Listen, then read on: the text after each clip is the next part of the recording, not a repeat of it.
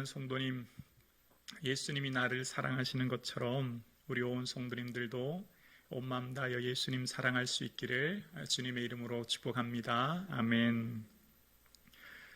나루히토 일왕의 조카인 마코 공주가 동갑내기 친구와 결혼식이 화제가 된 적이 있죠.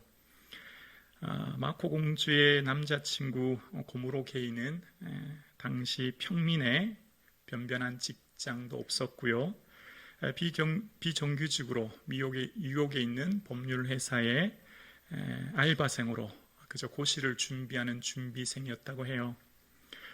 만약 이 마코 공주가 왕족인 그가 결혼을 하면 이 왕족의 신분, 그 혜택이 박탈되는데 그는 그 고모로 게이와 결혼을 선택했다는 겁니다. 왕족은 품위 유지 지원비라고 해서 주는 한 16억 정도 된다고 합니다. 그것마저 거절했다고 하죠. 일본 왕실의 역사상 처음 있는 일이라고 합니다. 그 당시 여론조사에서도 97%가 넘는 많은 사람들이 대부분 다 반대했다고 합니다.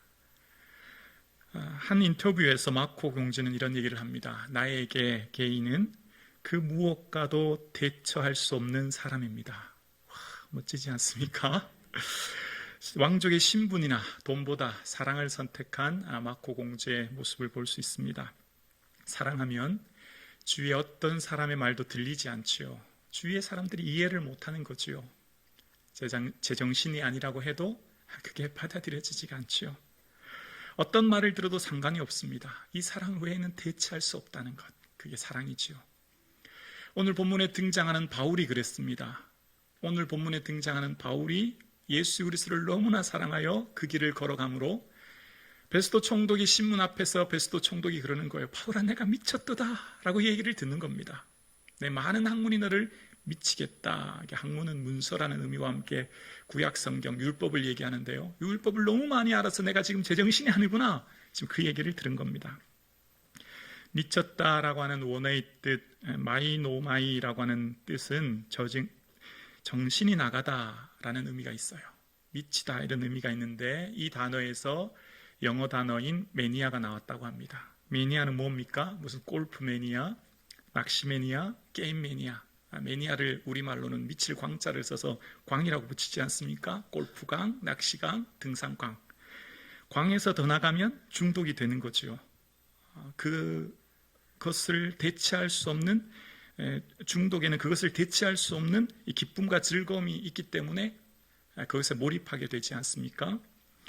그래서 예를 들어서 어떤 것에 빠지게 되면 주부가 드라마에 빠지면 국이 타는지도 모르고 드라마를 보죠. 자녀들이 게임에 빠지면 밤이 새는지도 모르고 게임에 몰두하죠. 태백 정선에 있는 강원랜드에 대한 기사를 보면 고위공무원, 정직 경찰, 중소기업 사장 같은 분들이 재산을 탕진하고 이혼한 채 여인숙을 전전한다는 기사들을 우리는 많이 보게 됩니다.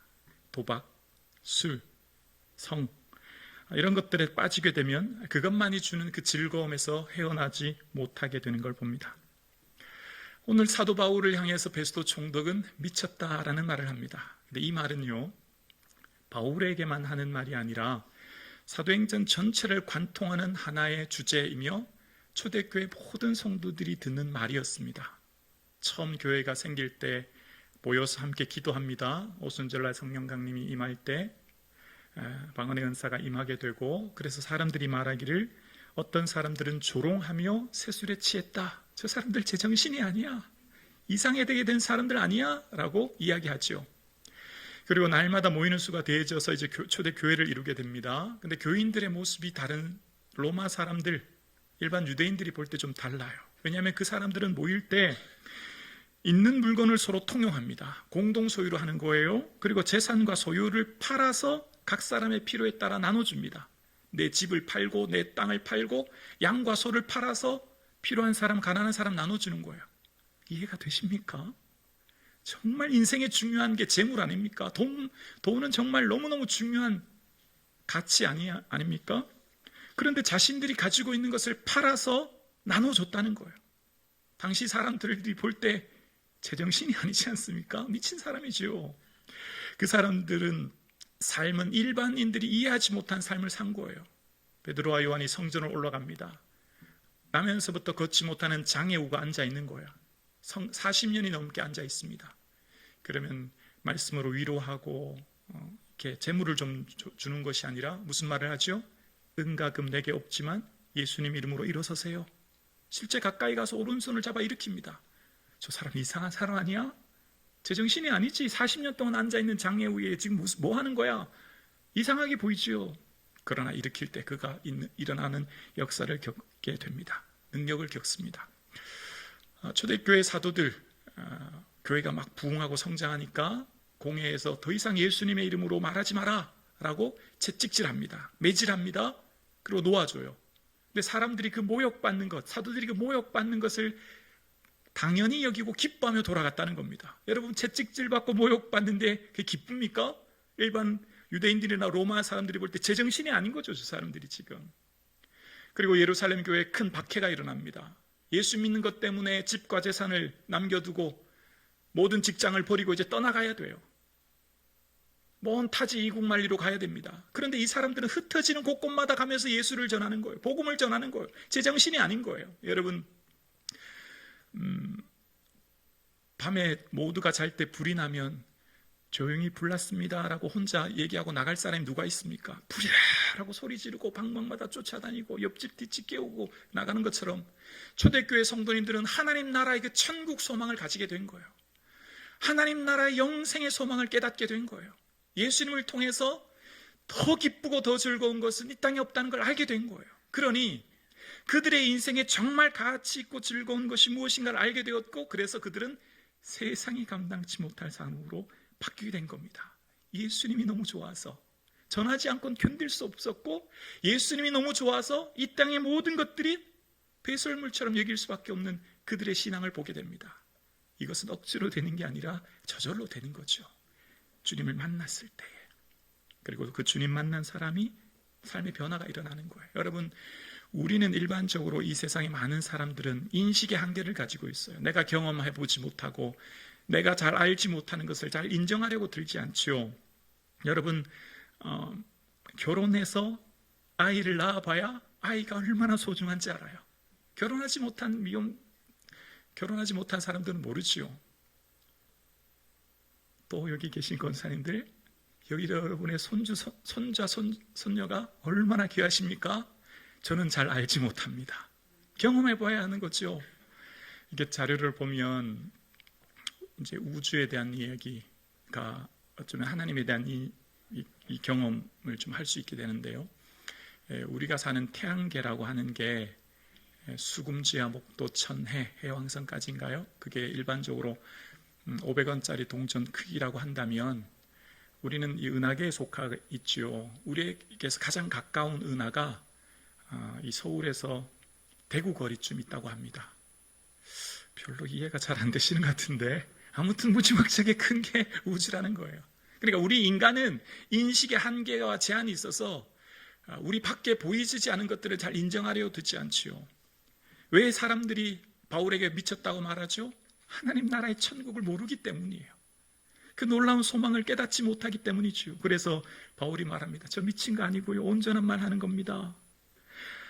이 부활의 사건, 예수님의 그 사건은 한쪽 구석에 일어나는 것이 아닙니다 라고 이야기합니다. 30년 전에 예루살렘에서 못 박아 죽은 예수의 사건은 떠들썩하게 모든 사람들이 다 알게 된 사건이거든요. 그러면서 아그리빠 왕이 말하죠. 내가 적은 말로 네가 나를 그리스도인 되게 하는구나. 지금 재판석이잖아요. 그러면 내가 무죄라고 하면서 피고는 유무죄를 결정하는 재판장에게 내가 지금 무죄라고 하는 걸 변호해야 되지 않습니까? 근데 지금 바울은 이 자리를 어떻게 사용하고 있죠? 전도의 자리로 사용하고 있어요. 복음을 증가하고 있어요. 이것보다 더 귀한 게 없었기 때문이에요. 바울의 인생을 나누는 게 있습니다. 바울의 인생을 나누는 중요한 분기점은 예수님을 만나기 전과 예수님을 만난 후로 그 인생을 나눴습니다. 다메섹으로 가던 길, 그 전과 후로 나뉩니다. 그게 바울의 인생을 해석하는 기준입니다. 여러분은 여러분의 인생을 해석하는 기준이 무엇입니까? 어떤 분들은 주택을 구입하기 전과 후로 인생을 나누기도 하고, 어떤 분은 내 인생의 창업을 하기 전과 후로 나누기도 하고, 어떤 분은 결혼 전후로, 어떤 분은 승진 전후로 인생을 나누기도 하지만, 바울의 인생에 있어서 예수님을 만나기 전과 그리고 그 후로 인생을 나눕니다. 왜 그렇게 했을까요? 왜 바울이 재판받을 때 예수님 만난 얘기했을까요? 예수님을 만난 후 인생이 진짜 의미 있는 인생이 시작된 거예요. 이해가 되십니까? 우리의 인생은 예수님을 만나야 진정 의미 있는 인생이 시작됩니다. 하나님의 관심이 어디 있는지는 성경을 통해서 알 수 있죠.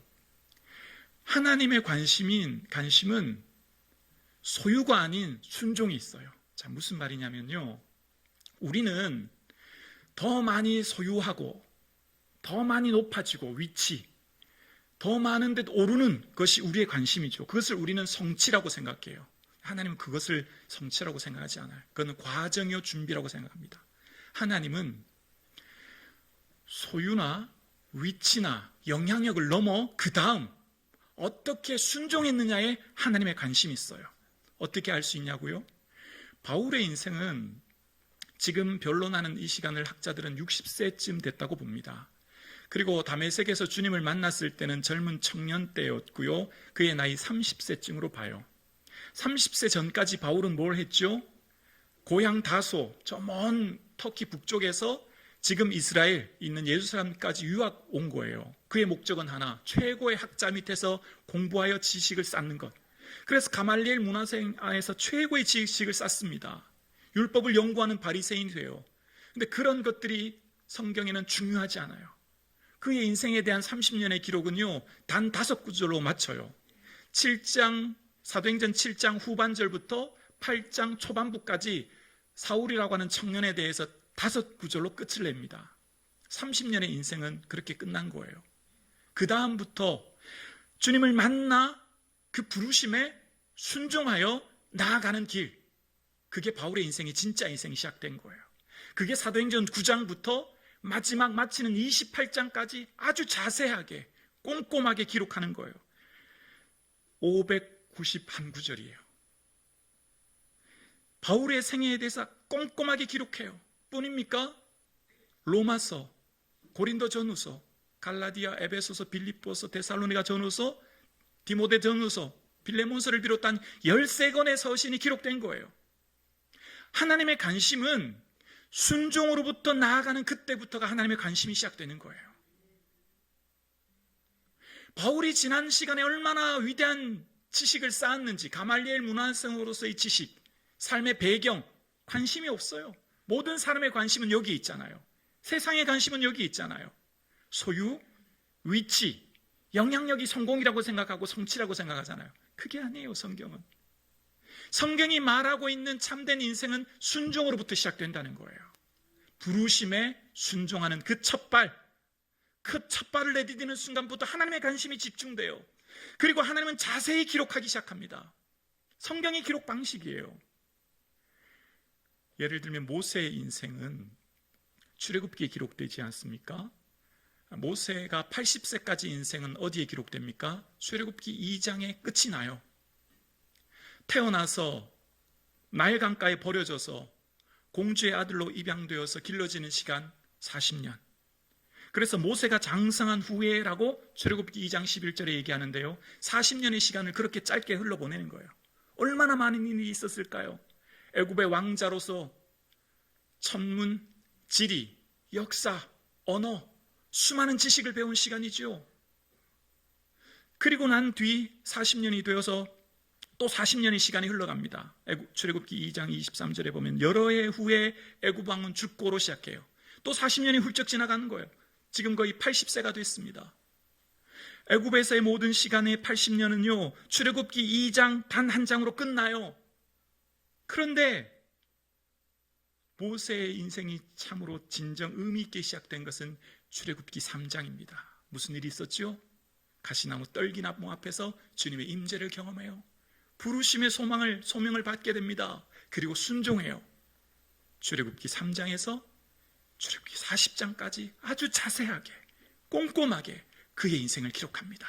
이것이 성경의 기록 방식이에요. 단 한 장으로 기록되었던 80년의 인생, 그러나 미디안 강야에서 부름받은 80세로부터 120년까지의 인생은 출애굽기에, 레위기에, 민수기에, 신명기에 139장에 기록되어 있어요. 하나님의 관심이 어디 있는가를 알게 되죠. 여러분, 하나님은 우리의 삶의 소유와 성취와 영향력이 아니라 순종으로부터 하나님의 관심이 시작되는 줄로 믿습니다. 우리를 부르고 계세요. 하나님은 지금 말씀으로 저와 여러분을 부르고 계세요. 주님은 말씀으로 하나님께서 이 시간 저와 여러분을 부르시고 계십니다. 어떻게 해요? 예수님이 가신 그 십자가의 길 같이 가자고요. 그게 참된 제자의 길이죠. 좁고 협착해요.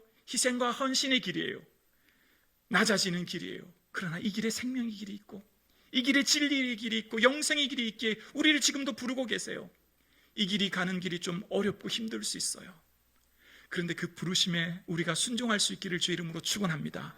그 부르심의 순종의 첫 발을 내디딜 때 우리의 진짜 인생이 시작되는 겁니다. 의미 있고 가치 있는 인생이 시작되는 겁니다. 하나님이 집중하는 인생, 관심 기울이는 인생이 시작되는 겁니다. 하나님의 이 관심은 비로소 시작되는 거예요. 언제요? 순종할 때요. 이해되지 않고, 납득되지 않고, 내가 왜 이 길 가야 되는지, 나를 왜 이 자리에 보내셨는지, 내가 왜 이 사명 감당해야 되는지 지금은 잘 알지 못할 수 있어요. 그러나 그 부르심 앞에 순종하며 나아갈 때 하나님의 역사가 나타나게 될 줄로 믿습니다. 기록할 것이 많은 인생 되기를 소원합니다. 하나님이 주목하시는 인생 되기를 소원합니다. 하나님 앞에 섰을 때에 말씀드릴 것이 풍성한 저와 여러분 되기를 소원합니다. 그렇습니다. 하나님의 관심은 순종이라고 하는 그 부르심에 응답하는 순간부터 우리의 진짜 인생이 시작됨을 성경은 우리에게 말씀하고 계세요. 바울이 미쳤다고 하는 말을 들었습니다. 살해 위협과 매도 수없이 맞고 자지 못하고 먹지 못하고 굶주리고 춥고 헐벌했었습니다. 그럼에도 불구하고 세상이 감당치 못할 믿음의 사람으로 이겨냅니다. 이 길이 십자가의 길이지만 이것이 생명의 길임을 알기 때문입니다. 이 길 속에 하나님이 주신 영생의 길임을 알기 때문이에요. 어떻게 바울은 이렇게 길을 걸어갔을까요? 이 길 가는 동안 늘 슬퍼하며 고통스러워하며 울며 걸어서 갔을까요? 아니요. 당당하게 기쁘게 즐겁게 걸어갑니다. 어떻게 알 수 있냐고요? 29절에 보면 이런 고백을 하죠. 29절입니다. 바울이 말이 적으나 많으나 당신뿐만 아니라 오늘 내 말을 듣는 모든 사람도 다 이렇게 결박된 것 외에는 함께요 나와 같이 되기를 하나님께 원하나이다. 아멘. 바울은요 거룩한 자부심이 있었어요. 지금 이 걸어가는 길 속에 당당한 자부심 속에 걸어갑니다. 여러분 보세요. 지금 바울은요 초라한 노인 죄수 신분으로 서 있어요. 재판받는 노인이에요. 피고예요. 피고가 재판장에게 나와 같이 되기를 원합니다. 이 말이 되는 이야기입니까? 아그리빠 왕은 갈릴리와 디베라와 지역을 다스리는 분봉왕입니다. 바울은 아무것도 가진 거 없는 초라한 노인이에요. 노인이 지금 재판장, 당시 강대국 로마의 분봉왕으로 서 있는 그에게 나와 같이 된다는 게 이게 지금 어처구니 없는 말이죠.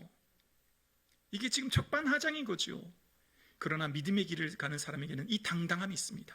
거룩한 자부심이 있는 거예요. 우리의 걸어가는 길 속에는 부러워할 것이 없습니다. 바울은 부러워하지 않아요. 총독 아그리빠 왕 부러워하지 않아요. 바울이 지금 외형적으로는 아무것도 가진 것 없는 늙은 노인에 불과하지만 그 안에는 보배이신 예수 그리스도가 있고 영광의 사명이 있고 이 걸어가는 길이 진리의 길임을 알기 때문에 부러워하지 않습니다. 여러분 뭘 부러워하십니까? 믿음의 성도는 흉내내며 모방하려고 하지 않습니다. 나는 나의 길을 가는 거예요. 우리는 하나님 만드신 바이기 때문이에요. 나는 하나님의 걸작품이에요. 내 외모, 생김새, 내 보내신 삶의 자리, 내 모든 것 하나님 보내신 것이고 만드신 것이고 하나님 나를 있게 하신 것이니 부럽지 않아요. 하나님을 향한 거룩한 자부심 있기를 주의 이름으로 축원합니다. 그렇습니다. 비록 바울은 아무도 알아주지 않은 무명의 노인이었고 아무것도 가진 것 없는 가난한 거짓골과 같은 행세를 한 사람이었지만 로마를 다스리는 로마 총독 아그리빠 왕 부러워하지 않았습니다. 바울 속에는 영생의 소망이 있었기 때문이에요. 하나님 나라에 빛나는 가치가 그 안에 있었기 때문에요. 그 안에 있는 보배이신 예수 그리스도가 있었기 때문에 이 땅의 것들 배설물처럼 버리는 삶이 있었던 거죠.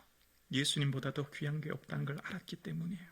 여러분, 세상은 조건과 환경, 소유로 말미암아 인정받지만 주님은 그렇지 않아요. 나 자체 있는 그대로 나를 사랑하십니다. 있는 그대로를 기뻐하시는 거예요.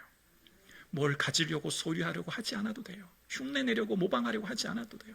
있는 그대로 나의 모습을 사랑하시고 받아주시고 인정해 주시고 기뻐하시는 거지요.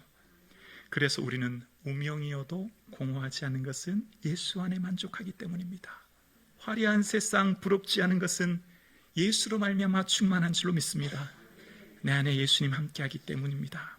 그래서 나와 같이 되기를 원합니다 라고 과감하게 바울은 아그리빠 왕에게 선포하고 있습니다.